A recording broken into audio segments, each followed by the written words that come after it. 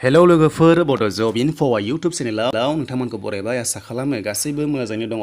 अरुनदयनि गोदान आपडेट फैदों स्किमनि बागै नोंथांमोननि रांखौ सोनाय जाबाय बेंक एकाउन्टआव ट्रान्सफार खालामबाय नोंथांमोना चेक खालामनो हासिगोन आरो बेनो जाबाय 1000 नोंथांमोना जायफोर लिस्ट दङ बेनिफिसारियाव नोंथांमोना फाइनालि रांखौ मोनबाय आरो चेक खालामदो आरो बे आपडेटखौ होखाबाय मैया सोदों 10 आगस्टआव दा जायखिजाया दाननि 10 अक्ट'आव सोबाय थासिगोन होननानै रोखा रोखा लिरखाबाय नोंथांमोना आपडेटखौ नायनो हागोन अफिसियेल आपडेट दङ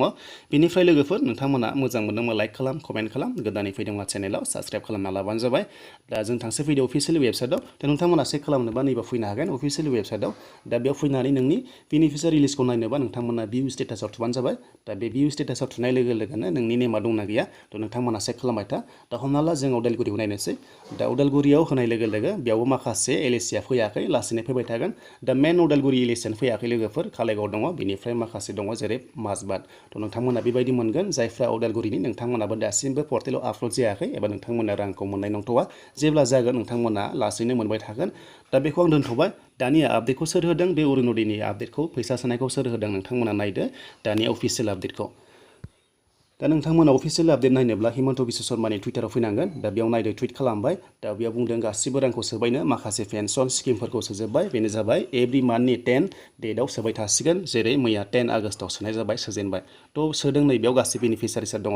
दा बेनो जाबाय 43.71 लाख बेनिफिसियारिस बेयाव सोनाय जाबाय पेन्सन स्किम गासैखौबो लानानै बेनिफ्राय एभ्रि मान्थनि नोंथांमोना 10 डेटआव मोनबाय थासिगोन एबा सोबाय थासिगोन दिनै मोनदोंबा नेक्स्टनि 10 डेटआव नोंथांमोना मोनगोन बेनिफ्राय नै फैसाया जाबाय राङा 242 क्र'र्स बेखौ हरनाय जाबाय डिबिटि माने नोंथांमोना नै बे डाइरेक्ट बेंक ट्रान्सफार आरो बेयो डिबिटि थ' नोंथांमोना बेयाव मोनबाय थ' नोंथांमोननि एकाउन्टआव सोना होनाय जाबाय दा आपडेटखौ नायदो नै लोगोफोर बेनो बुंदों हिमन्त बिश्व शर्माया अरुनदय स्किम आरो माखासे शहीद कुशाल कनवार स्किम बेबायदि दङ पेन्सन बेनिफ्राय इदिरा मिरि बेफोरबायदि दङ दा गासैखौबो लानानै रांखौ सोनाय जाबाय एभ्रि मान्थनि 10 डेटआव सोबाय थासिगोन होनना बुंखाबाय जेरै अरुनदयाबो नोंथांमोना मोनसिगोन एभ्रि मान्थनि 10 डेटआव नोंथांमोना रांखौ मोनबाय थासिगोन बेनो जाबाय 1000 आरो जायफोरा दासिमबो लिस्ट गैया नोंथांमोना